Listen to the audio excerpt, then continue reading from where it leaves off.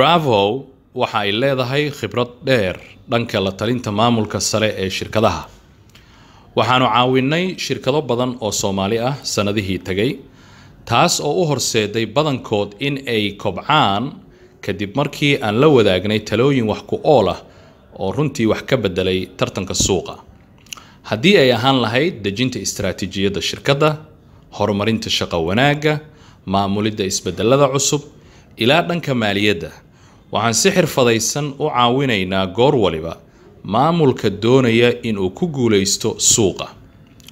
Daliil waxaa middaa u ah macaamiisheenna oo si ku celcelis leh u dabaqay talooyinkeenna kadibna ka hormaray tartanka. Suuqa ma ahan maanta midkii shalay.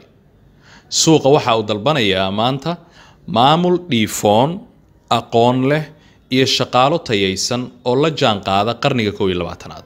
Haddii kale ma sii jiri karo ganacsiga.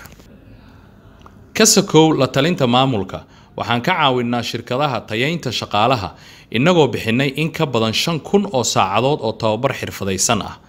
Tababarada aan bixino waxaa ka mid ah adeega macaamiisha, suuqgeynta, kobcinta wax soo saarka, xallinta khilaafaadka, maamulka iyo kormeerka iyo kuwa kale oo badan.